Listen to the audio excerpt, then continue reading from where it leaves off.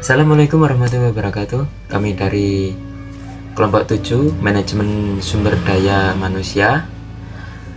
Saya sebelumnya perkenalkan, nama saya Muhammad Rozak dan rekan saya Fitria Mayangsari.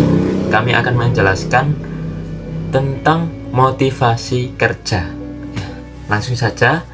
Yang pertama, pengertian motivasi kerja. Motivasi terbentuk dari sikap atau attitude karyawan dalam menghadapi situasi kerja di perusahaan. Motivasi merupakan kondisi atau energi yang menggerakkan diri karyawan yang terarah atau tertuju untuk mencapai tujuan organisasi perusahaan. Sikap mental karyawan yang pro dan positif terhadap situasi kerja itulah yang memperkuat motivasi kerjanya untuk mencapai kinerja maksimal. Jadi di sini atasan ini memberikan motivasi terhadap karyawannya dalam kegiatan bekerja. Selanjutnya, prinsip-prinsip dalam motivasi.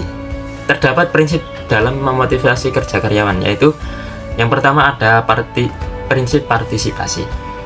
Dalam upaya memotivasi kerja, pegawai perlu diberikan kesempatan untuk berpartisipasi dalam menentukan tujuan yang akan dicapai oleh pemimpin. Jadi di sini karyawan diajak kumpul-kumpul, diajak seperti memberikan unek-uneknya untuk untuk tujuan perusahaan kedepannya ini seperti apa gitu. Yang kedua, prinsip komunikasi. Pemimpin mengkomunikasikan segala sesuatu yang berhubungan dengan usaha pencapaian tugas. Dengan informasi yang jelas, pegawai akan lebih mudah dimotivasi kerjanya. Jadi melalui komunikasi setiap harinya. Yang ketiga, prinsip mengakui andil bawahan. Pemimpin mengakui bahwa bawahan atau pegawai mempunyai andil di dalam usaha pencapaian tujuan. Dengan pengakuan tersebut, pegawai akan lebih mudah dimotivasi kerjanya. Yang keempat, prinsip pendelegasian wewenang. Pemimpin yang memberikan otoritas atau wewenang kepada pegawai bawahan untuk sewaktu-waktu dapat mengambil keputusan terhadap pekerjaan yang dilakukannya akan membuat pegawai yang bersangkutan menjadi termotivasi untuk mencapai tujuan yang diharapkan oleh pemimpin. Yang kelima, prinsip memberi perhatian. Prinsip memberi perhatian ini apa yang diinginkan pegawai bawahan akan memotivasi pegawai bekerja apa yang diharapkan oleh pemimpin. Jadi di sini apa yang dibutuhkan oleh bawahan ini akan dipenuhi oleh pemimpin. Jadi bawahan itu tadi akan merasakan dimotivasi oleh pemimpinnya tadi. Selanjutnya, teori-teori motivasi. Yang pertama ada teori motivasi dengan pendekatan isi atau content theory. Teori motivasi dengan pendekatan isi lebih banyak menekankan pada faktor apa yang membuat karyawan melakukan sesuatu tindakan tertentu. Jadi di sini lebih ditekankan pada sesuatu tindakan di dalam perusahaan tersebut. Yang kedua, teori motivasi dengan pendekatan proses.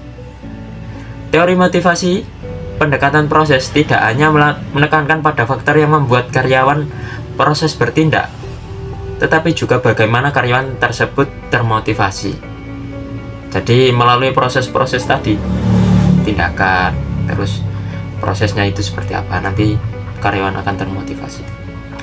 Selanjutnya, teori motivasi dengan pendekatan penguat.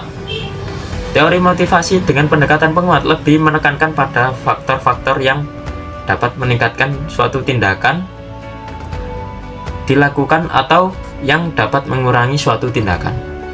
Jadi ini seperti larangan atau target gitu. Itu juga termasuk motivasi di dalam sebuah perusahaan. Selanjutnya akan dijelaskan oleh Mbak Fitria Mayangsari.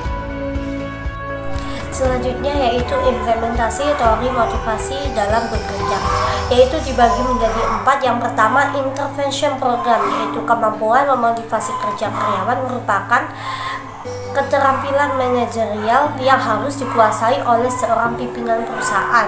Jadi pimpinan itu harus mampu mempengaruhi motivasi kerja karyawan dan memahami apa yang dibutuhkan seorang karyawan tersebut.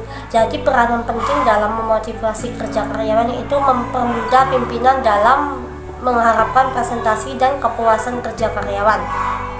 Ada 3 aspek utama yang mempengaruhi motivasi kerja karyawan. Yang pertama, perbedaan karakteristik individu, yaitu kebutuhan, sikap, nilai, minat. Dan yang kedua, perbedaan karakteristik pekerjaan, yaitu berhubungan dengan persyaratan jabatan untuk setiap pekerjaan, menuntut penempatan pekerjaan sesuai dengan bidang keahliannya. Yang ketiga, perbedaan karakteristik organisasi atau lingkungan kerja, yaitu meliputi peraturan kerja, iklim kerja, dan budaya kerja yang disepakati. Oleh karena itu, pimpinan perlu memahami ketiga aspek tersebut agar perilaku kerja karyawan terkendali, diarahkan untuk mencapai produktivitas kerja maksimal.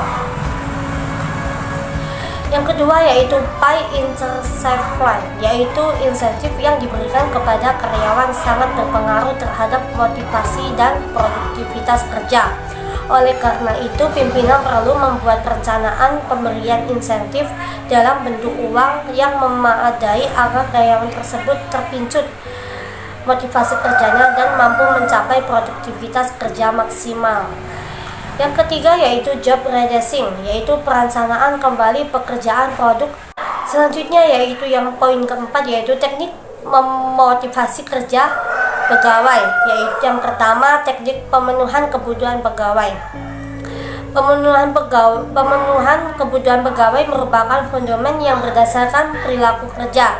Kita tidak mungkin dapat memotivasi kerja pegawai tanpa memperhatikan apa yang dibutuhkan. Nah, menurut Abraham Maslow membukakan hierarki kebutuhan pegawai. Yang pertama kebutuhan fisiologis, yaitu kebutuhan makan minum, perlindungan fisik, bernafas, dan seksual. Kebutuhan ini merupakan kebutuhan yang paling mendasar. Dalam hubungan dengan kebutuhan ini, pimpinan perlu memberikan gaji yang layak pada pegawai. Yang kedua yaitu kebutuhan rasa aman, yaitu kebutuhan perlindungan dari ancaman bahaya dan lingkungan kerja. Dalam hubungan dengan kebutuhan ini, pimpinan perlu memberikan tunjangan kesehatan, asuransi kecelakaan, perumahan, dan dana pensiun.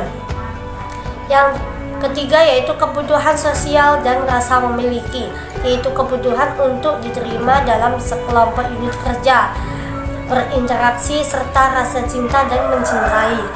Dalam hubungan dengan kebutuhan ini, pimpinan perlu menerima eksistensi atau keberadaan pegawai sebagai anggota kerja, melakukan interaksi kerja yang baik dan hubungan kerja yang harmonis. Yang keempat yaitu kebutuhan harga diri, yaitu kebutuhan untuk dihormati, dihargai oleh orang lain. Dalam hubungan dengan kebutuhan ini, pimpinan tidak boleh sewenang-wenang memperlakukan pegawai karena mereka perlu dihormati, diberi penghargaan terhadap presentasi kerjanya.